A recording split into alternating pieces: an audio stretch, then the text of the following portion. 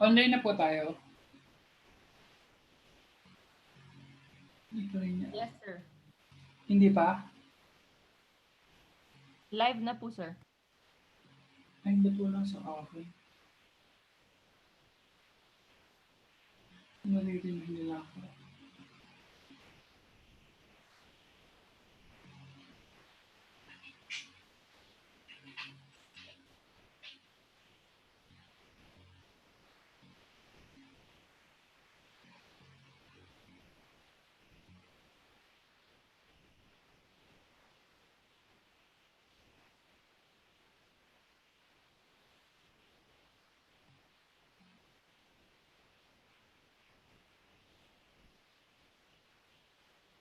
I can start now?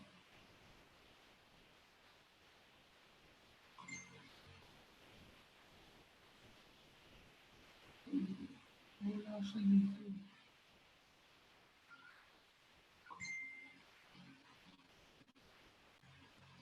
Ba't, teka lang ha, wala kasi sila dito.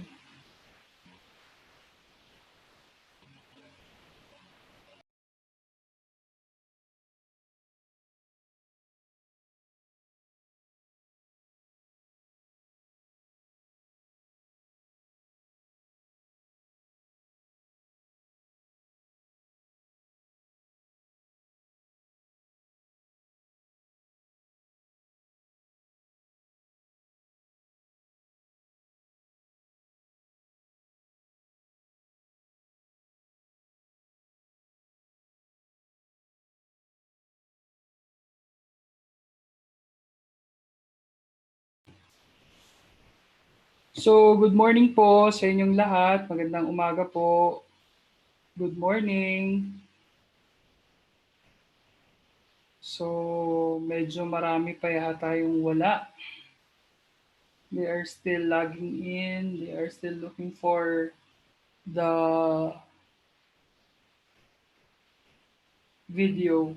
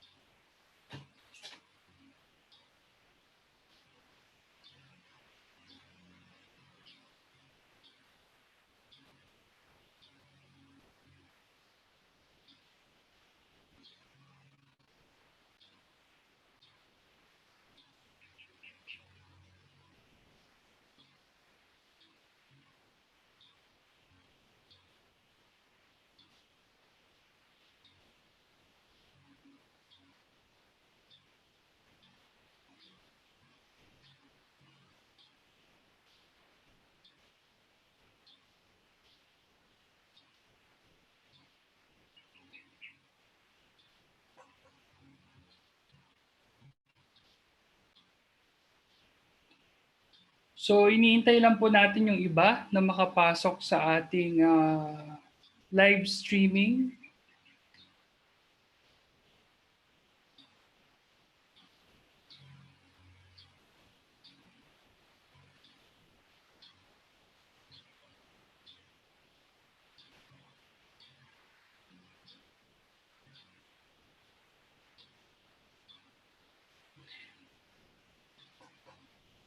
So, good morning po. Ang naririnig niyo po ay si Sir Jeff. Si Sir Jeff po ang Program Director ng CHRDF. And this morning, bago po natin mapakinggan ang ating pong speaker for this day, um, tayo po ay nagbibigay lamang ng ibang konting reminders para po doon sa ating mga premium access holder. So before that, ito po yung paanyaya namin. So sana po every after of our webinar session, tulungan niyo po kaming ma-promote tong ginagawa natin kasi madami pa rin pong teachers parang hindi sila aware na meron pong mga ganitong klaseng webinar. Libre po ito. They just have to access the YouTube channel and they can actually watch and learn for free. Gamitin po natin yung hashtag teachers need teachers and make sure yung atin pong mga posts ay nakapublic para po makita din namin yung mga post ninyo. And we are also encouraging you after every webinar session to share your insights. So, if ever may mga kasamahan kayo sa school, hindi sila maka-access sa live stream na ito, hopefully by reading the takeaways that you got from our webinar session, they will be enriched as well. So, una po, ang paalala namin is yung mga premium access users, please check your email and follow the instructions given to you. Wala po kaming bagong email na sinend. Ito po ay yung mga ito po yung confirmation email na sinesend namin. Nandun po yung mga relevant information na kailangan po ng mga uh, premium access users. So, meron po kasi kami dong nire-request no, na gawin ninyo para po maayos natin yung ating list of participants. No? So, please check your email if ever po na uma-attend kayo dito. Last time, nag-send kayo ng proof of payment, hindi na po kayo nakapag-check. Paki-check po ninyo maybe after this session. Another one po is yun po, one-time record of participation na po. So yung mga nagtatanong in the past 2 days kung nasan po yung sinasabi na attendance, hindi na po yung kailangan. Kaya po kami merong special Google form na sinend sa inyo is for this purpose. No? So no need for everyday checking of attendance. And then, if ever po na napansin nyo wala po kayong na-receive na reply from us after sending your proof of payment, please do email us at this email address on our account, chrdf.inc@gmail.com, so that we can attend to your needs. No? And finally, ayan po. Magsisimula na tayo sa ating session ngayong umaga. Makakasama po natin for the Sound Educator's Mind amidst many uncertainties during ECQ, ang isang guro, no? At payagan niyo po akong ipakilala siya. So ang ating speaker for this morning is professor and under the counselor education area ng UP College of Education. Siya po ay nagtapos ng Bachelor of Arts in Political Science at nag-MA ng Guidance, Doctor of Philosophy in Guidance, Doctor of Philosophy in Special Education, at lahat po ng yan ay kanyang kinuha sa UP Diliman. Sa ngayon po, tinatapos niya yung kanyang clinical psychology in the same university. A graduate program in clinical psychology. Malawak po ang kanyang karanasan sa classroom, bilang school administrator, bilang teacher sa classroom, school administrator, counselor, psychological assessor, psychotherapy.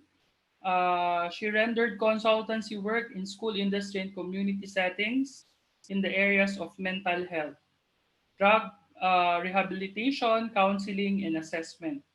Sa ngayon po siya ay director ng Diliman Learning Resource Center. Under pa rin po yan ng UP Diliman.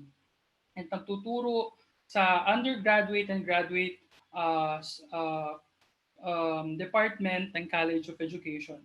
Sa ngayon po, nakakatuwa dahil ang ating speaker ay isa din sa maituturing nating frontliner sa sa panahon ng COVID-19 sapagkat sa ngayon po sila ay nag-volunteer kasamang iba pang mga professionals no sa larangan ng mental health para po matulungan yung ating mga vulnerable um, uh, frontliners no doon po sa tinatawag nga nating issue ng mental health. Wala pong iba kundi si Dr. Mary Grace Gomez. So, ayan. Maraming salamat po sa warm introduction. I hope that everyone is doing well and coping well during the ECQ period. Konting tiis na lang at matatapos din to. Let's bear in mind that this is temporary situation and soon we will go back to our normal lives. Nagkaroon lang tayo ng disruption sa ating activities of daily living. Pero soon this will come to pass and we will be able to we will be able to go back to our regular um, routine. So my topic for today is very close to my heart because I have had a lot of experience in counseling, and this is the first time that I have experienced counseling in a pandemic situation because I have been getting clients not only from the Philippines, but there are also clients who are OFWs who are based in Singapore, based in Japan, who are requesting for telepsychotherapy. Now, imagine if this happened in the 90s na wala pang internet. Ito po siguro ay isang kalunos-lunos na kondisyon. Pero ngayon, dahil sa internet, naiibsan po natin ang mga kahirapang idinudulot ng pandemikong ito. Now, a lot of people initially, wow, extended ang vacation. Ang saya dahil dahil magkakaroon ako ng maraming araw na pahinga. Akala natin panandalian lang ang ating bakasyon. Ngunit nang tumagal ang ECQ, marami ng mga tao ang nagkakaroon ng iba't ibang mga damdamin. And in fact, last night, I was helping a group of people because one of their kasambahays had to be confined dahil nag-psychotic break na. So, naka-confine ngayon. So, usong-uso kasi ngayon ang mataas na level ng anxiety. And even among teachers, I've had private clients, I've had clients during my service in a psychological facility na libre. Marami po ngayon ang nagsasabi na may anxiety sila at sila ay nahihirapan sa kanilang sitwasyon. Ngayon, ano ang magagawa natin sa panahon ng ECQ? Ito ang tema ng aking discussion ngayon. So una sa lahat, nagkakaroon ng problema ang maraming guro dahil sa akala nila pwede mong makuha ang COVID-19 ng basta-basta. Kaya ang una kong ginagawa lagi sa aking mga counseling o telepsychotherapy session o psychotherapy session, ang alam nila kung bakit nagkakaroon ng COVID-19. Ini-explain ko lagi ang COVID-19 sa lahat ng aking mga nakakausap. So it's an infectious disease which is caused by a newly discovered coronavirus, kaya siya nCoV, novel coronavirus. And then how does it spread? It's a droplet infection and the portals of entry are the eyes, the nose, and the mouth. Why am I saying this? A lot of people, even teachers right now, who are suffering from anxiety disorder, think that as they sleep, they can get the coronavirus. A lot of people think that even if they stay at home, the virus will lurk inside the room. Papasok sila raw sa portals ng pinto at magkakaroon ng virus. Well, airborne infection is true if you are in a hospital setting. But primarily, it's a droplet infection. Halimbawa, bumahing ang isang tao, nakikita niyo dyan sa illustration, at ang portal of entry natalsikan ka sa mata, sa ilong at bibig. Doon ka pwedeng magkaroon ng COVID-19. Or it's a phonite infection na halimbawa nasa grocery store ka, meron kang kukunin na pagkain, tapos nahatsingan pala yon, hinawak mo sa yung kamay mo sa pagkain, tapos naipahid mo sa iyong mata, sa ilong o bibig. Pwede ka rin magkaroon ng sakit na COVID-19. Bakit ko sinasabi ito? Maraming anxiety conditions ngayon, ang dahilan nila ay akala nila mahahawa sila kagad sa loob ng isang grocery store. Kaya pinapaunawa ko sa kanila ng mabuti ang proseso ng pagkakaroon ng COVID-19. Now, at present, there is no cure. And there's no vaccine, there's no treatment yet, but there are many ongoing clinical trials. And a lot of potential treatments are being evaluated. Now, here are some mental health issues during COVID-19. Number one is fear and worry about one's own mental health and health of their loved ones. Minsan nag-aalala, naku, magkakaroon sila ng sakit. Naku, pagka lumabas sila, sila ay mahahawa. There's anxiety because fear of the unknown. And of course, we can't see the virus with our naked eye, kaya maraming uncertainties. And then, a lot of people fear financial crisis. As teachers, I know that a lot of us have salaries even during our vacation, and we don't feel much the financial pressures. Pero kung lalabas ka ngayon, marami ng mga tao ang nanlilimos. May mga taong haharang sa'yo at makikiusap na bigyan sila ng pagkain o bigyan sila ng konting pera para sila ay makasurvive sa araw na yon. And then for people who have mental health issues, particularly depression and anxiety, COVID-19 can bring more mental health issues for them. So na-aggravate yung condition. Now, a lot of people will have different feelings and reactions during crisis situations. And during COVID-19, ito ang mga makikita nating mga responses. So some would say, this is a perfect time for me to have a movie marathon, or I will bond with my family right now. This is the perfect time to earn more. So nagbebenta sila, yung online groceries, yung online tinda sa palengke, yung mga gumagawa ng chores and errands for people, mabentang mabenta to ngayon. And then people who are sick can also worry. For example, if you have a lung condition, naku, may sakit ako, will I get worse because of this condition? And then, of course, there's sadness because there are people and relatives who die from the virus, and there's no proper grieving mechanism. I am hosting a free webinar on Saturday for people who have loved ones who are victims or who have COVID-19. So we will be talking about how families could be resilient. We are going to talk about how people can help those who are sick, who are PUIs and PUMs and about to be brought to the hospitals. We are going to talk to barangay health workers on how they would encourage people to to be well even if they have COVID-19. Why? Studies show that if you are optimistic about your condition, there's a very big chance of survival. There's a 70% chance of survival for those who are optimistic. And of course, I will tell them that age is a factor. If you're younger, there's a higher chance for you to recover from COVID-19 if there are no serious health problems or complications that arise. So yeah, death, I will also talk about that in the webinar. And then a lot of people would get angry and sad because there's no work, no pay. A lot of people you would see in the news, they need their relief goods now and they would protest in the street. And then, syempre, yung mga nagmumura na, may mga tao na magmumura na sa, sa labas ng kalye at sisigaw. Then, bakit nagkaroon ng virus? May social life. Dapat ako ngayong Friday night. Ngayon, nandito ako sa bahay dahil may virus.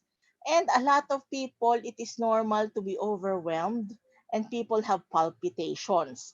Yan ay normal, kaya kailangan natin matugunan ang mga ito. Now, it seems to be overwhelming because you are quarantined alone. And if people are quarantined in their own house without anyone, medyo maraming thoughts ang pumapasok sa isip nila. But if you will notice that there are a billion people around the world who are quarantined, if you will compare the condition, hindi lang pala akong ang mag-isa na marami ang nararamdamang emosyon. So, you see here that there are a lot of people globally who are also quarantined and could not do their daily routine. Now, some issues of educators. Some of us have problems because there's an abrupt shift from face to face to online modes. And some of us don't really like to deal with technology. And there are also people who are not prepared to do online mode. For example, if you have a lab class, it would be very much difficult for you to perform experiments. Eh, syempre, wala naman ko, if you're a chemistry teacher, wala namang mga materials sa bahay. So you will have to make use of improvised materials. And then technology and connectivity issues also come into play. What if you don't have stable internet connection in your place? The schedule of final exams, graduation, a lot of kids are saying, "Nako, paano ng graduation namin? Sinira mo COVID-19. Magkakaroon na lang kami ng online graduation." And then there's also stress with their own children who stay with them during ECQ. Pero nung wala namang ECQ, nangangarap tayo na, oy, sana meron tayong oras para kasama natin yung mga anak natin at mga kapamilya natin. Pero ngayon na araw-araw kasama, 24 hours na kasama, parang wow, grabe naman ang stress na nararamdaman ko dahil ang kukulit na ng mga bata. And in Wuhan nga, there's a very high rate of divorce kasi nag-aaway-away sila sa pamilya nila at nag-aaway na yung mag-asawa, nakikita na yung differences. So, nagiging malaking issue ito para sa kanila. Yan. In fact, sa aking mga telepsychotherapy sessions at ibang counseling sessions na nagaganap, meron ng mga nang-aaway na mga asawa nila dahil sa hindi na nila matagalan ang stress dulot ng COVID-19 at minsan hindi nila maintindihan kung ano ang nangyayari sa kanilang mga emosyon. Now, here are some practical tips that I will give you in order for you to have a sound mental health during ECQ. Number one is to focus on the things that you can do in order for you not to worry if you will get sick or not. For example, wearing face masks, eating healthy food, maintaining social distance, staying at home, exercising, and washing your hands. These are the things that we can do every day. We can, for example, keep fit. We can make ourselves healthy by staying at home and following government regulations. And if we have to go outside, we maintain social distance, we wear face mask or a face shield or goggles in order for us not to have a phonite infection or in order for us not to have any droplet infection. So very simple. Focus on the things that you can do because these are the things that you can control. There are things that are beyond your control. So we just focus on the things that we can do. And if we focus on the things that we can do, a lot of anxiety issues dissolve, are solved already. Now, remember also that COVID is a droplet infection. During psychotherapy sessions, paulit-ulit ko itong sinasabi because people will just say, naku, magkakaroon na ako ng COVID, magkakaroon na ako ng COVID. And a lot of people cannot sleep. There are people that I talk to who cannot sleep for 7 days already because they fear that COVID will enter their dreams and they will die of the virus in their dreams. Yan. So, number one, ang isa pang tip ko is to have breathing exercises. Since this is a large group, I would be recommending that you check on breathing exercises for anxiety on YouTube. Another good exercise would be guided imagery for anxiety, and this is available also for in YouTube, or there's an app called Headspace wherein there are a lot of relaxation exercises, meditation exercises. And then I would also recommend that you do body scan exercises. These are practical exercises to relieve you of anxiety. These are grounded on behavior therapy. Yan. So, remain calm by doing soothing activities. Soothing activities involve the five senses. So, ano yung five senses? Yung sight, yung hearing, yung smell, yung taste, at saka yung touch. So, these are recommended activities that you can do. I would suggest that you do the activities mindfully, meaning you savor the moment that you do the activities. For example, when was the last time that you have looked at sunrise or sunset? Ang ganda-ganda na ng clouds ngayon. Wala na tayong pollution masyado. So you can look at the sunrise and the sunset every day. And you can soothe, you can appreciate the beauty of the sunrise and sunset. Look at the flame of the candle and watch its embers. Ingat lang tayo dahil medyo mainit ngayon, madaling magkasunog. Pero tingnan mo yung paglagablab ng kandila sa kanyang maliit na paraan. At tingnan mo yung mga embers. Maganda to sa paningin. Enjoy plants, trees, flowers, and other forms of nature. Enjoy looking at pictures in books and e-books. At maraming e-books ang for free ngayon. Visit a virtual museum. Stare at the stars at night. Decorate your place and enjoy what you see. Observe your surroundings from your window. Hindi naman masamang mamintana. Kaya pwede kang mamintana o lumabas ka sa tapat ng iyong pinto at pwede kang magkaroon ng breathing exercises doon. You can watch dances and cultural shows. And then soothe with a sense of hearing by listening to good music. If you feel anxious, I would suggest that you listen to upbeat music or you would listen to classical music kasi nakaka-soothe ang classical music. I also recommend that you do away with sad songs. Yung mga kanta ng nasawi, inape. Kung papakinggan mo siya buong araw, I guarantee you, pagdating mo ng gabi, ikaw rin ay mag-iisip na ikaw ay sawi, ikaw ay bigo. Kaya nga pagka ako dati nagta-taxi at naririnig ko ang mga taxi driver na nakikinig sila nung kanta na si Lolo Jose matanda na at kanta ng kabiguan, sinasabi ko, Manong, ayaw mo pong pakinggan yan buong araw. Ayaw mo makinig ng napakasakit Kuya Eddie buong araw kasi pagdating ng gabi, iisipin mo, ang liit ng kita ko, ang traffic, ang sakit ng katawan ko. So listen to music that will give you hope. Yeah?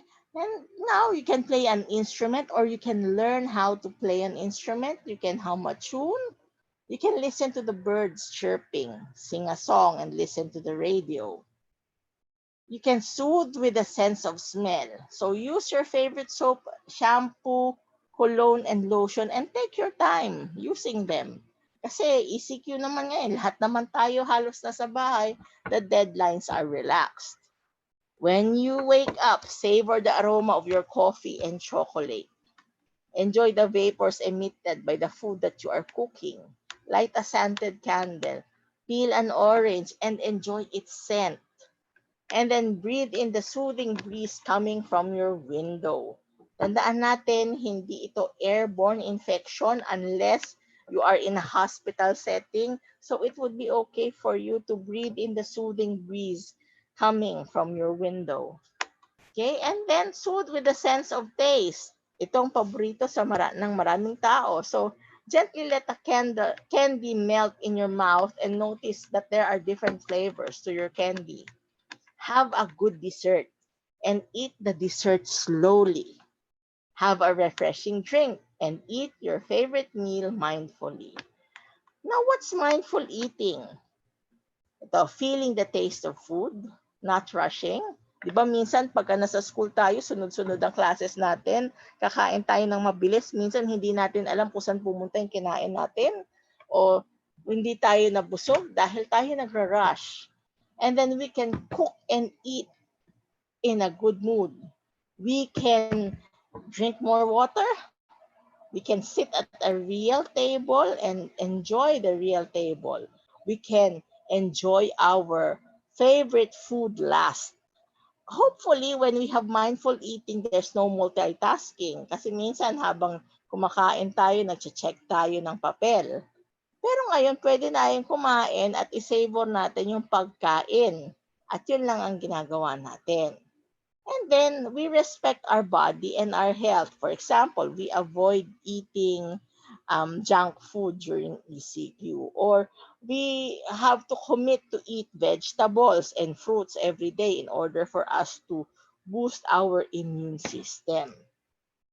We soothe also with the sense of touch, taking a long shower, putting lotion and enjoying the smooth texture, wrapping yourself in a blanket, petting your dog and cat, sitting in a comfortable chair, wearing a comfortable shirt, changing the bed sheets and enjoy the newly washed bed sheets. Enjoyin mo yan, mahiga, masarap makita, masarap humiga sa bagong labang bedsheet. At meron pa nga mga tao nagsasabi na nililinis ko ng husto yung bahay tapos uupuan ko yung furniture.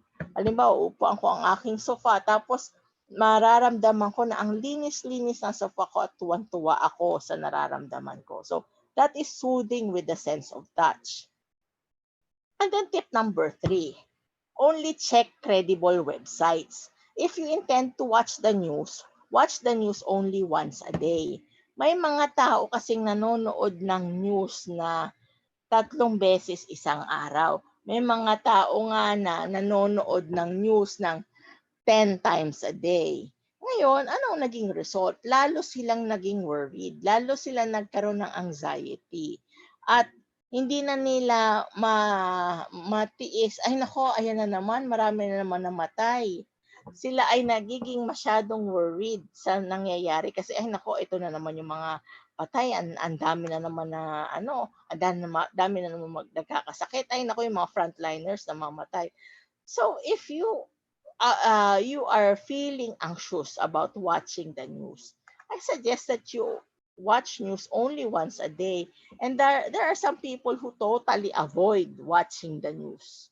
Kasi sila ay nagkakaroon na ng palpitations, nagkakaroon na ng hypertension. Kung ganyan na yung case, it would be best for you to avoid watching the news. Yeah, yan. So tip number 4, limit the number of times that you check the news. Yung marami ngayon kasing mga fake news din, kaya ingat kung ano ang pinapakinggan natin. At wag nga tayong share ng share. Paalala lagi ng DOH sa press ko nila, ang bawat click ay buhay na ang nakasalalay. Kaya alalahanin natin na hindi tayo pwedeng click kung ito ay hindi from a verified source. Dahil ayaw nating magkalat ng fear during the pandemic. And then, practice digital detoxification and avoid reading negative comments from social media. Why? If you read negative comments about the politicians, you will be angry. And if you're angry, this is a negative emotion and it will do you bad. Why? In the literature of positive psychology, negative emotions weigh heavier than positive emotions. So come to think of it, if ever you have a good news, in a specific day. So mga five good news. And then all of a sudden, there's one bad news that you have to confront. Would you feel good or bad after hearing the bad news? Most probably, you will feel bad after hearing that news. You will feel sad, you will feel angry, you will feel depressed because negative emotions way greater. So you can have digital detoxification. There are people who do not visit their Facebook account or disband their Facebook accounts because they cannot take the news and they cannot take the news feeds. Kaya kailangan tanggalin lahat ng sa buhay nila. And then they felt better after doing that. Okay? Limit the number of time. Teka, naka-backspace pala ako. Sorry. And then distract yourself. The acronym for this is accepts. This comes from the fact that you have a wise mind. In dialectic behavior therapy, you have three states of mind. First is the emotional mind. And the emotional mind is run by emotions. And usually, if the emotional mind is in control, of course, the emotions will rule. The chances that a person will get anxiety or depression is quite high. And then there's a reasonable mind that says, ay nako, emotional mind, you are not happening. You emotions, ano yan, palitan mo yan. Get a good grip of yourself. And then, okay naman na magkaroon ng reasonable mind, pero ina-undermine nito ang emotional mind. So, it invalidates the emotional mind. You cannot discount the fact that you are feeling specific emotions because emotions are natural reactions and this come from the chemical reactions of the brain. Kaya normal na magkaroon ka ng maraming emosyon. Now, the wise mind takes into consideration both the reasonable mind and the emotional mind. Ang tawag nga dyan ng marami, walking the middle path. Yes, you have an emotion and fear is natural, sadness is natural. But you don't let fear grip you. You don't let fear run yourself. So you use balance of emotion and reason. So that's walking the middle path. This is the wise mind. Now, wise mind, ang acronym yan, the wise mind accepts with activities, with contributing, with comparisons, with emotions, with pushing away, and with other thoughts. So these are practical suggestions for accepts. So with activities, ano ang pwedeng gawin? Number one, focus attention on a task that has to be done. Marami tayong mga to-do list. Halimbawa, marami tayong mga kailangan i-repair sa bahay. Bakit hindi natin simulang i-repair ito? Marami tayong backlog sa work, but hindi natin gawin ito? So we have a list and then check all of the things that we accomplish. Next, we can watch TV. At paborito itong libangan ng maraming tao na nagiging anxious. They watch comedy films. They play computer games, pero wag masyado sa computer games. I-regulate din natin. It's good to play computer games an hour or 2 hours every day, but not more than that. And then we exercise, we call our friends, we spend time with our kids, we read books, and we do crossword puzzles. Ang daming activities na pwedeng gawin, and you can have your own to-do list of activities. Next, with contributing, helping a family member who's in need. Surprising a family member by doing good. Giving away things that you do not need. Sending messages of encouragement to people. You are quarantined, but your text messages are not quarantined. Your emails are not quarantined. We can also make e-cards for those who are sick and we can provide encouragement. Yan nga ang project sa RITM, yung mga kids, gumagawa sila ng cards tapos sinesend nila sa mga may sakit. And then we can always pray for people in need. These are contributing activities. And then we can do comparisons. We can compare ourselves. Yes, I'm being quarantined, but I'm not sick in the hospital. I'm not needing a ventilator. Okay? And also you can compare by thinking that a billion people are in quarantine also like me. You can compare yourself to the less fortunate. Yes, I'm a teacher, I'm quarantined, I can't do anything but stay at home, but at least I'm not in the streets begging for food. I still have salary. Yes, I may be eating the food and again, I may be eating relief goods, but I'm fortunate enough to have a job during quarantine season. And then read about stories on people who survived plagues and survived COVID-19. Maraming mga kwento na ngayon ng mga survivors. We accept with different emotions. So we read different emotional books, mga funny books, mga adventure books, listen to upbeat music, watch plays on the internet. Maraming Shakespeare plays ang free ngayon sa internet. And then funny movies, yan ang top of the list ng maraming taong may anxiety conditions ngayong panahon ng COVID-19. We accept by pushing away. How do we push away? We just leave the thought for a while. We leave the situation mentally. Kasi hindi pwedeng isipin natin ng dire-diretso ang isang problema. Pag dire-diretso nating iniisip ang isang problema, hindi tayo magkakaroon ng solusyon. So nararapat na tayo ay nandito muna at nag-iisip tayo kung ano ang dapat nating gawin after that we have relaxed para yung pag-aaral at pagre-review. If you will use the Pomodoro method, 20 to 40 minutes study, 20 to 40 minutes break. Kasi hindi pwedeng dire-diretso na nag-aaral tayo at nag-iisip ng mabigat. Ganon din ang problema. Hindi pwedeng buong araw iniisip natin yung problema at solusyon. May mga pagkakataong kailangan let go of the problem for an hour or two and then afterwards we can problem solve. I would suggest that if you need to problem solve at this time, magkaroon ka muna ng specific time for breathing exercises, body scan, or guided imagery, or watch a good movie. And then, when you are already in a good mood, start looking for solutions to the problems. By the way, in problem solving, there are ways to solve a problem. Number one is to solve the problem and find solutions. Number two is to feel better about the problem and tolerate the problem.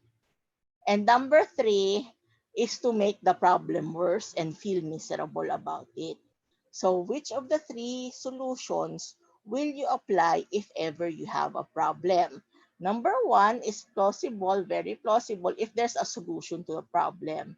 Number two is also plausible if you cannot do anything about a specific problem, such is the case of disease and death, wherein you can do nothing about it. So you have to accept that the problem is there, and then um, you have to have ideas on how to move on. Okay, so leave the situation mentally, block the thoughts and images from in your mind or from your mind. Refuse to think about the painful situation for a while, and mentally put the negative thoughts in a box. So yan, pwede mo magkaroon, okay, negative thoughts, dyan ka muna, ayaw kitang isipin. Okay? You can also accept with other thoughts. So how do you distract? I do this to people who are really in distress. So ang sinasabi ko, what's your favorite pastime? Well, I like looking at paintings. Okay. You count the colors in a painting or the poster. You can also maintain a tally of colors in a painting or in a poster. You can repeat words of a soothing song in your mind. Yung magbibigay sa'yo ng encouragement. Repeat mo lang yan or sing the soothing song. Work on puzzles.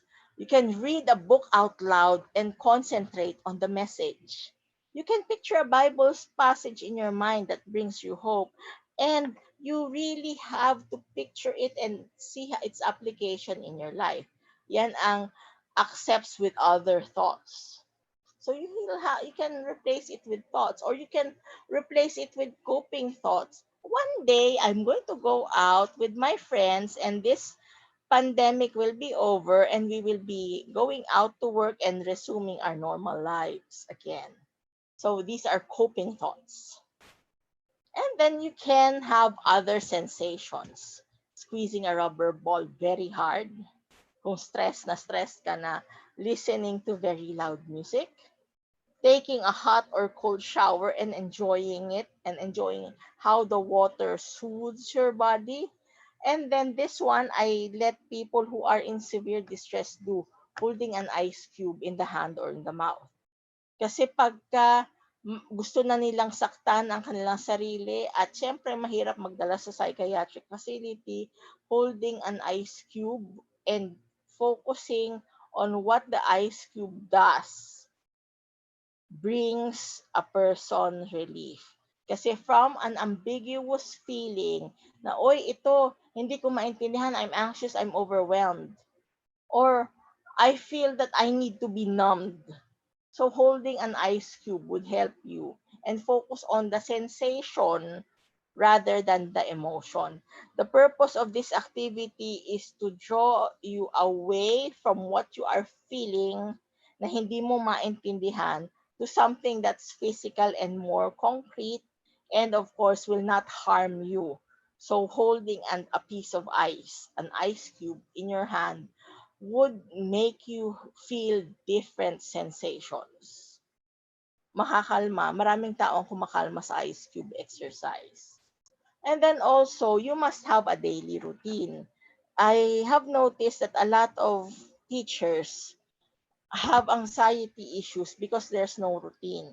We're so used to going to work, checking papers, teaching, meetings, talking to parents, talking to our students. So I would suggest that you have a daily routine in order for you to minimize mental health issues. Kasi busy ka.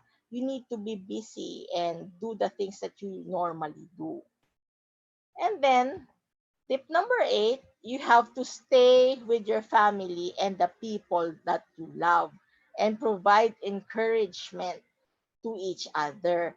It's very much, ito na, marami tayong oras with our family ngayon. So you can bond with your family. You can play with your children right now.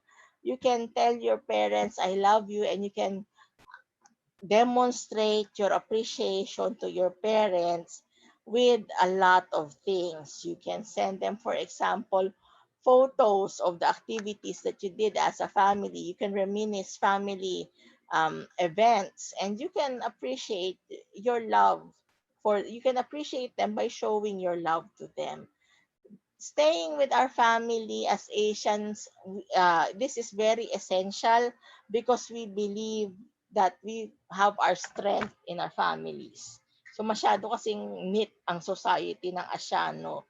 Kaya nakakabuti na nandito ka kasama mo family, you provide encouragement, you talk, you do enjoyable things together, you play board games, you watch the TV together, you cook together, and you can have a lot of bonding activities.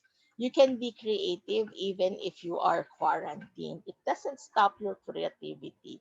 So it's just a minor glitch in life. And if ever, for example, there are financial problems, you can think of ways in order for you to address the financial issues. So I open the floor now to questions, and I do know that there are questions. And po, may mga questions po ba tayo? I open the floor. At tinitingnan ko po ang Google chat. Okay. From a teacher dito. Okay, nakasulat dito, my case ay namatay yung close friend ko not because of COVID, but because he was murdered sa bahay nila. So, of course, sa panahon ito, ito po ay napakalungkot pong balita, at ako po ay nakikiramay po sa inyo. Ang isa sa mga tanong nila pag namatay during this season, agaran kasi dapat na ilibing. And ano ang mga alternative ways natin kung paano natin i-commemorate ang buhay ng tao na nawala. First of all, ang first step is to radically accept na namatay na siya at wala tayong magagawa, ngunit maaari nating i-preserve ang memory ng mga magagandang nagawa. I will be hosting a free webinar on Saturday. I will upload the link on the YouTube channel and on the Google chat para kayo ay makapunta doon, makadalo sa webinar na yon kasi I will be talking about grieving and what to do when someone you love passes away due to COVID or other reasons during the time of ECQ. Okay? Meron pa mga tanong? Please send in your questions po sa YouTube channel sa chat. Naghahanap po? Yes, nakaka-stress ako at di ako makatulog. Now, what can you do kapag ka ikaw ay na-stress? So you can focus on the things that you can do. For example, you can eat well, you can exercise, you can have a routine, and you can use wise mind accepts.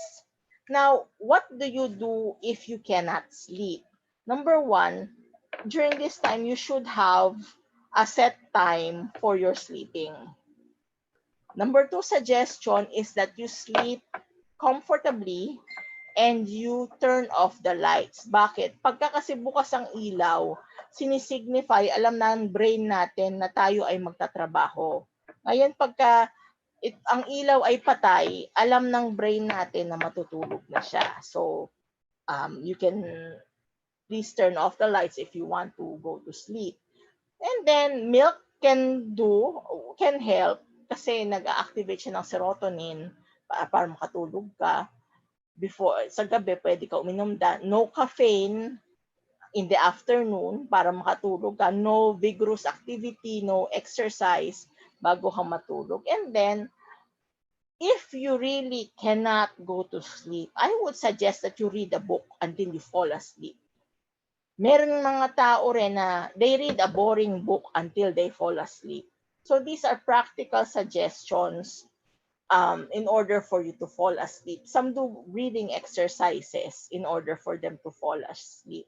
So these are the practical things that you can do until you go to sleep. Okay? Okay. So sabi ni Ronelia, focus on the things we can do as busy person keeps one from thinking negative thoughts. That's very correct. Actually, nai-stress ako sa mga kasama ko sa bahay. So, ano ang gagawin ko nai-stress sa mga kasama sa bahay? Maaari kang magkaroon ng mga pwede mo silang i-confront, o ito nai-stress ako, pwede bang ganito? Or you can talk to them in a more diplomatically correct manner. Or you can also try describing what people do. And do not put any judgment or prejudice sa mga ikinikilos nila. In that way, you won't be too emotional when you confront them. Okay? Meron talagang mga tao na hindi magkakapareho ng pananaw and sometimes we have to accept na magkaiba ang ating pananaw. Okay? Ang daming stress. So I talked about stress. So sabi ni Wahaha Eyes, I have worship songs and classical music to soothe me. That's very nice. Worship songs and classical music. Sabi ni Maribeth, yes ma'am, dapat nga mga energetic songs ang pakinggan ngayon. Okay, so si Miss Lolit sinabi, attending to webinars. Yes, ang daming free webinars. Yan, nakakatanggal ng stress yan. Listening to praise and worship songs. Baking, yes, baking is also a very soothing and therapeutic activity. Sabi ni Almira, gospel songs help. Sabi ni Charisse, yes po, dapat i-enjoy natin ang day. Tapos one day songs. Tapos root crops po ang kinakain ko ngayon. Oh, healthy. Very healthy si Miss Maribert. Tapos kay Chris Dwight, mas maganda talaga ang fruits. Fresh cucumber juice is the best. Thank you, Miss Almira, for sharing. Tapos si Wahana Ice, this soothing is basically appreciating what you can do at home. Yes, we can appreciate what we have. And because of consumerism and advertising, people seem to want more and more and more. But if we are at home, we can appreciate that we have a lot of things at home that we have to be thankful for. Yes, what you do, ma'am, is affirming what I am doing. Yes, thank you po. Si Miss Grace Gabor, pabalik-balik din naman ang news. Yung balita sa umaga, ganun din sa hapon hanggang gabi. Mas light lang ang nadadagdag. Yes, so I would suggest that you watch news only once. Positive psychology. Yes, positive psychology focuses on happiness. And there's a study on happyology and subjective well-being. This is also happiness. Siguro yung topic ngayon, nakaka-good vibes. Maraming salamat. Dapat balance lang. Sabi ni Maribert, I like the wise mind. And I do too. Nakaka-relax ng isip ang katawan. Salamat. I agree with you. Aspect that I like this topic, wise mind, relax our minds. Lagi pong isipin ang positive thoughts para mas ma-enjoy ang life. Tama po yan. And then we should also have coping thoughts. This will also pass. This is only for a season. I am at home. I'm enjoying my family. When we feel anxious, that's okay. Yes, it's okay. And then we alleviate anxiety and we shift our focus also on different things. It's okay to feel different emotions during the pandemic, and we can do something to relax ourselves. Okay. Sino pa ang mga comments? Thanks for sharing. This is a useful topic. Yes, putting negative thoughts in a box. Marami pang exercises on negative thoughts. So step by step to solve our problem. So what are step by step guides to solve our problems? Let us remember that whenever we will solve a problem, may mga pamaraan. We can, number one, identify solutions to problem. We can, number two, tolerate the problem. And number three, we can make the problem worse and feel bad about the problem. So, how will you solve the problem? First and foremost, if it has been bothering your mind for quite some time, you have to focus on another activity first that will soothe you. And then list down all the possible solutions to your problem. Do not forget also to list down resources or people who can help you solve the problem. Okay. Kay Rosalie, it is all in the mind. Yes, sometimes it is all in the mind, but we do not discount the fact that when you have anxiety and you have, for example, this depression, there are neurochemical reactions in the brain. And for example, if you have depression, there are three chemicals in the brain that have a problem: your dopamine, serotonin, and norepinephrine. So these are the three chemicals in the brain that have a problem. And yes, it is biologically grounded. So yes, it's in the mind, but also there are biological reactions in the brain that are happening. That's why we are feeling these things. And sometimes they have to be addressed using pharmacotherapy. Yes, be positive. It's funny how some distance makes everything seem so small. But also some distance can make some things really big, especially if you have a problem at home. Ano pa? Thanks po. Tapos get some advice from your friends. Yes, getting advice from your friends and talking about solutions is very helpful. However, if you talk to your friends and you talk about the problems, you will have more problems, more difficulties. Okay? You'll put accepts, etc. Okay, so ma'am, papasok ako. Mag-usap po tayo ng interview. Okay po. Hi Sige po. ma'am, si Sir Jeff po ito. Magandang Opo. umaga po sa mga nakikinig, no? So, um, ma'am, kumbaga para lang mas ma-enrich natin, so may mga tanong din dito pumapasok.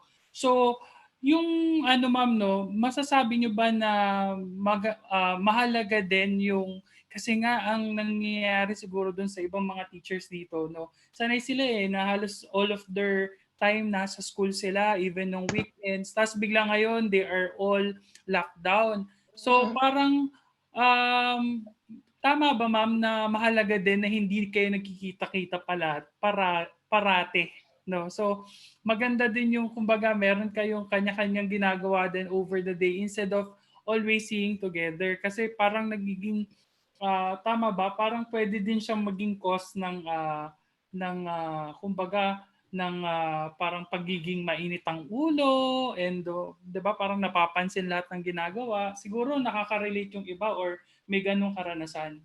O oo naman po. Ang dapat po kasi sa isang araw, balanse po ang buhay natin.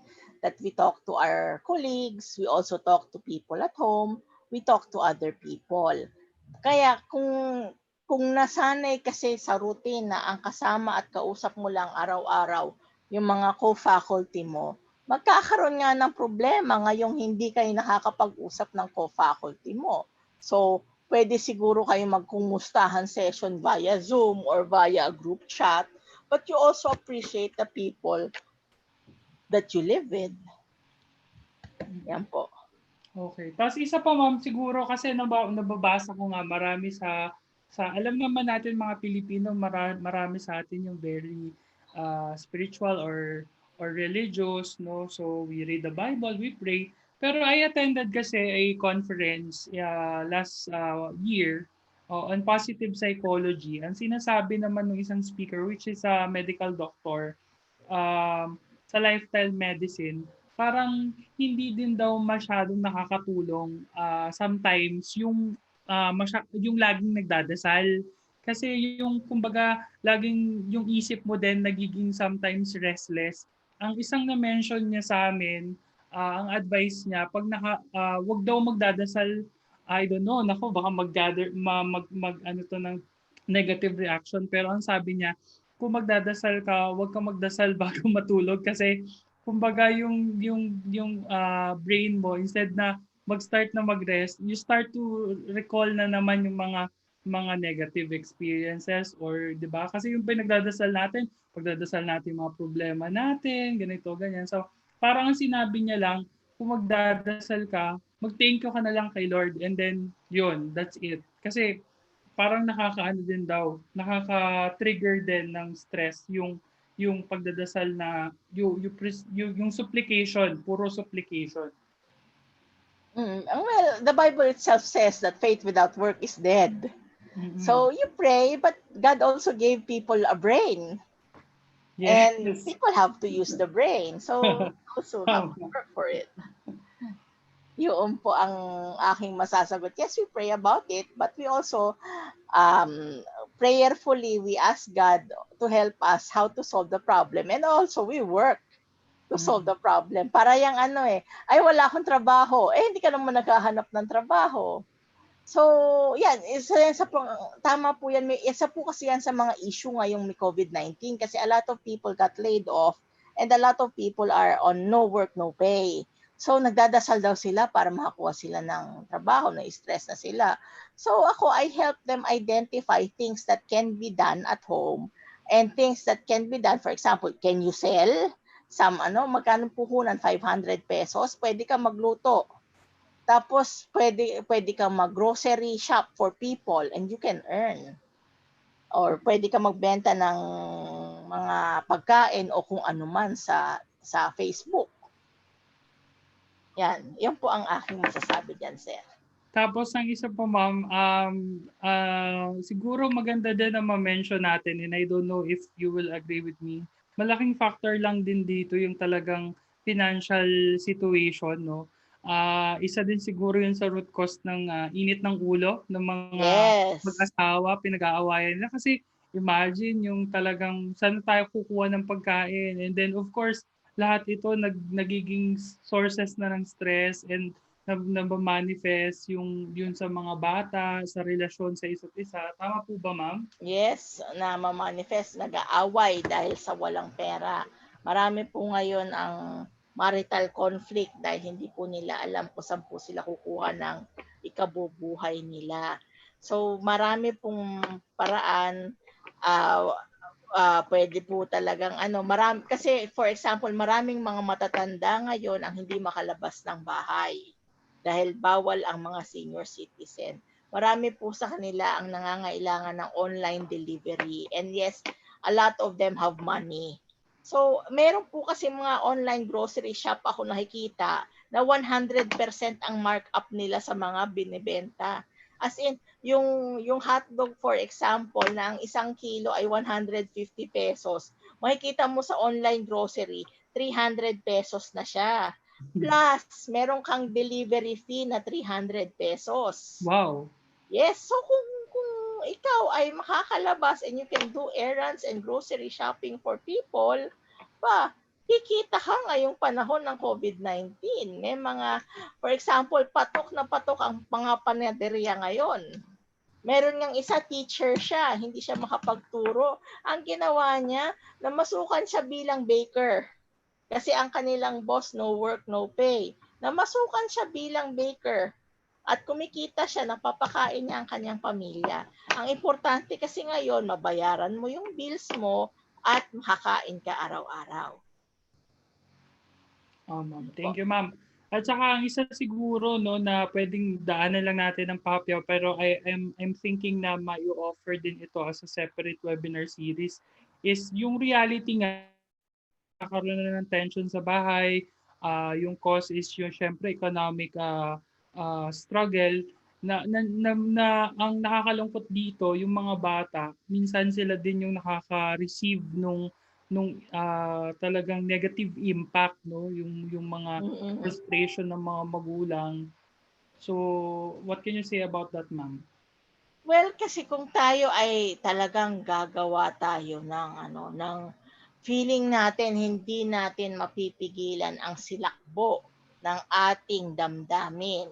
Una sa lahat, mag-practice tayo na tumahimik muna. So we stop, okay?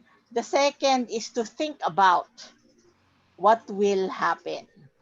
Think about our thoughts. O teka, mali yata ito. So pwede nating pigilan ang ating sarili. Okay? At wag tayong magsasalita hangga't hindi tayo kalmado.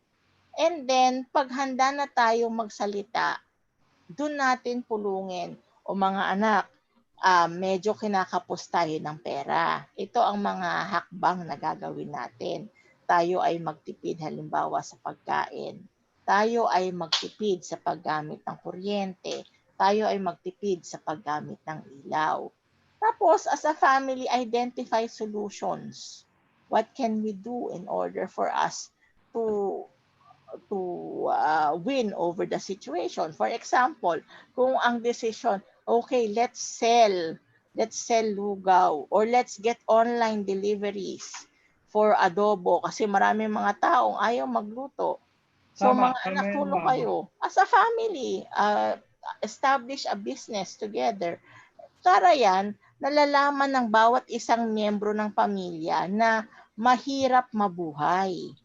And because we are in a situation that no one of us like, eh, talagang mag-isip tayo ng solusyon at tulong-tulong tayo bilang pamilya. Let's always involve the kids whenever we will find solutions, lalo na ang financial problems. Para sa buhay, matutunan nila na, oy, may diskarte pala. At lalaki silang iisipin nila, ay si nanay at si tatay ko, ang diskarte nila nung nagkaroon ng COVID-19, itong ginawa namin, nagbenta kami ng pagkain, nagkaroon kami ng karinderya. O nung panahon ng COVID-19, nag-grocery shopping kami at yun ang ginawa naming business. Yan, Yes. meron pong Tama. diskarte. Magaling naman tayong mga Pinoy sa diskarte. Yes, ma'am. Tama nga po. Kasi talagang ang isa ding reality, no, makaka-relate siguro yung mga nakikinig at nanonood nitong live stream natin. Yung aside, of course, yung mga halimbawa nasa DepEd, hindi naman naputol yung kanilang compensation, yung salary nila, pero malaki ding effect yung nawala din yung mga iba nilang kumbaga sideline, no? So halimbawa yung iba yung nagtututor kasi syempre lahat economically struggling, so they will not kumbaga go into that na yung mga magulang magpapatutor ng anak. So kawalan din yun, ano? Tapos kung dati meron silang mga iba pang na titinda, no, in their individual lives, yun nga, naging limited na rin. Kaya talagang yung naging paraan is online. Oh, pero sir, tumataas ngayon ang demand for online English teachers. Ayun, no? Pwede natin. Tumataas ang demand. Kasi Yes, yung estudyante ko na nga, nasa Japan nga siya nung na-quarantine sila, tumaas lalo ang demand for online English training. yeah. And they are earning. So, creativity lang natin, diskarte. Sabi nga nung isa naku, alam mo ba na yung carousel business ko nagpi-pick up ngayong COVID-19? Kasi hindi Yes, naman pinipigilan ang Lala Move, ang Grab at saka Angkas. So, yes. men magde-deliver. So you just have to be creative with ideas. Ma- And yun nga, sinasabi nga dito sa mga comments sa ating YouTube that you always ask for divine help Yes, whenever you are. Yes, you can seek God for this. Ang masama, I do agree kasi may mga comments and reactions sa ating YouTube on that. I would suggest that instead of you praying the problem, look for provisions in the Bible, in the Quran, wherein solutions to your problems can be obtained. And you pray the word of God because there is and much siguro power. maganda ding i-mention dito na yung trusting like a child, no? Yes, Trusting like a child. Hindi yung alam mo yung parang may iba kasi pag nagdadasal parang ano ba to Lord, parang tapusin mo na to. Parang they are demanding to mm, God, no? So parang yun siguro yung pwedeng maging cause ng stress kasi when you completely offer yes, yourself to God, it's a different no, hindi siya nasa yes. negative spectrum ng emotion, 'di ba? Mm. Trusting, tama ba, ma'am? Yes, sir. Tamang-tama po yun. Kasi when we trust God, that everything will work out well. Yes, That yes, we trust God, but we are also prudent. For example, hindi tayo tama. lalabas na walang face mask. Yes, tama. Nakakatakot yun. Well, sabi nga sa Proverbs, the prudent see danger and depart from it. Yes. Magandang nalilinaw natin 'yun, 'no? Mm-mm. At saka kasi ang tindig natin bilang Asyano ay kakaiba minsan sa tindig ng mga Westerners. Yes. Tas meron magandang tanong dito, ma'am. Kayo ay isang considered na frontliner. Paano daw po ba pangangalagaan din yung kumbaga yung inyong mental health amidst this kasi you are hearing a lot of negative kumbaga experiences yung mga nagsi-share sa inyo. Ang tanong nila, they're also curious, how do you take care of your own self. Ay, napakagandang tanong yan. Una sa lahat kasi, you should have different activities within the day. Ako, I have different activities and I practice soothing activities. I have different activities within the day. So, for example, I don't do my telepsychotherapy sessions right after I wake up. So I wake up, I have daily devotions, and then I eat breakfast. I do the usual morning routine. I sometimes go out for groceries or cook food, etc. And then I do other work. And then when I am ready in the afternoon, I take in calls. Oh, Afterwards, I call people. And then if I feel that the case is too heavy, I watch YouTube songs, or I go to baking channels or cooking channels or do something soothing before I proceed with the next. Sometimes I write materials in between para marami kang activities, nililibang mo yung sarili mo. And at the end of the day, I describe the day without prejudice. without judgment and prejudice. Kasi pag inisip mo lahat ng emotions attached sa nangyari sa isang araw, you will think that it is very stressful. But Yeah, if you parang describe, kung ang oo, magiging dialogue mo is, "Eto na naman." oo, Oh, yan na naman, naku, yan na naman. So you describe. For example, gumising ako, itong nangyari, punta ako sa grocery, tinawagan ko si ganito, tinawagan ko si ganyan, itong nangyari. So you will have a sense of accomplishment. So it's viewing things from another perspective. And if you're already tired, you stop yes, because you can deck it always for another day, unless it's an emergency. But yes, if it's an emergency, I'm objective about it. I describe the events as much as possible. Kasi minsan kahit pagod ka eh. So just describe the events and then you remain a specific distance in order for you to identify solutions to the problems. Ang ganda nun ma'am 'no, gusto ko lang i-highlight yun na para sa mga nakikinig na talagang napakaimportante talaga nung ano 'no, yung, kailangan ikaw sa sarili mo alam mo hanggang saan lang yung work sa araw na yun. I really appreciate that. Kasi minsan yung burnout, 'di ba, na of course nakakaapekto din sa mental health and also sa physical kasi nagma-manifest siya sa mga sakit-sakit sa katawan. So, Mm-mm. yun yung siguro nami-miss out ng iba na lalo na yung mga ibang mga teacher na parang ay hindi they are parang feeling slave now of the work where in fact it's a decision. Tama po ba, ma'am? Oh, it's a decision also. And if you can't bear it anymore, you stop. And Yes. then if for example, it was really a tough day. Ito na naman. So you just describe. Kasi yan Mm. ang unang dapat matutunan mo. You just describe without judgment and prejudice. Siguro It's ma'am, fun. last question ito Yes, no. galing sa comment. Kailan daw po malalaman kung ito na yung kailangan na ng isang tao ng professional help? Kailan pag hindi na niya kaya, number one, for example, lagi na siyang anxious. Sa panahon ng ECQ, hindi na niya mapigilan ng kanyang sarili. Hindi na niya, halimbawa, mapigilan na umiiyak siya o nanginginig siya buong araw. Tapos, kailangan din niya ng mental health talaga kung may ginagawa na siyang harm to self and harm to others. For example, nagsisimula na siyang mag-cut ng sarili niya, hinihiwa-hiwa na niya yung sarili niya. Kailangan na po ng suporta. Any changes po ng routine, halimbawa, magiliw tapos biglang tatahimik. So yan po ay isang warning sign. Yung pong nahawakan ko pong isang case, bigla na lang siyang tumahimik. Tapos kumuha na po siya ng kutsilyo. So yung mga biglang pagbabago ng routine, ito po ay dapat nating maging warning sign. Mga ano yan. Or namimigay na siya ng lahat ng gamit niya, wala na siyang tinira sa sarili niya. Yes, it's one thing to give away one bag, two bags na hindi mo na ginagamit.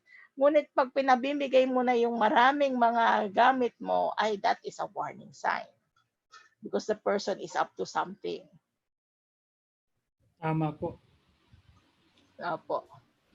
Siguro po, final words, no? Final reminder for our teachers about mental health bago po natin Okay. matapos yung ating session. Sige po, maraming salamat po sa opportunity at ito po ay isang pagpapala po na mabahagi ko po ang aking nalalaman tungkol po sa mental health. Nagpapasalamat po ako sa lahat po ng mga nag-attend ng webinar na ito. Tandaan natin na ang mental health ay kayamanan at aanhin natin ang yaman kung hindi tayo makakapag-isip ng wasto. Alalahanin natin na maraming bagay ang pwede nating i-control. Alalahanin natin sa panahong ito, marami pala tayong biyaya na dapat nating pagpasalamatan. And with that, I would also want to plug the seminar that we will be doing next Saturday. Ito po ay organized po ng individual effort lang po ito ng mga concerned faculty. Ang kasama ko po ay si Professor Neftali Botor ng UP Los Baños at si Miss Leng Painaga ng Philippine Science High School. We will talk about how to help people and families who have relatives or loved ones or friends who have COVID-19.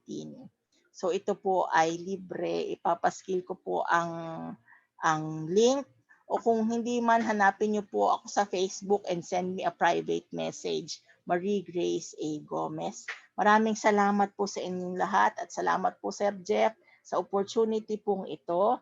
Nawa po ay mag-survive tayo. Let's look at COVID-19 as an opportunity to share, to be a blessing, to love our families, and to do more productive things. Kaya-kaya natin yan dahil tayo ay mga guro at very resilient tayo.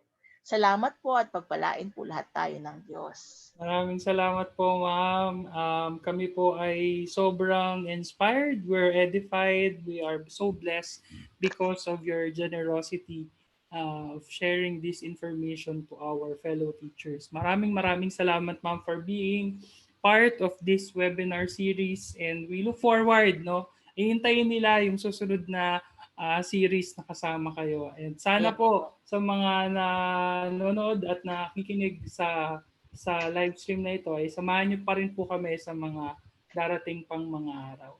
Bukas po we'll be dealing with research, no? Developing research ideas. So we have another speaker for that, and hopefully uh, you will join us in the session.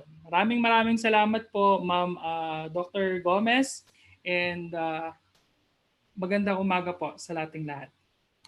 Thank you.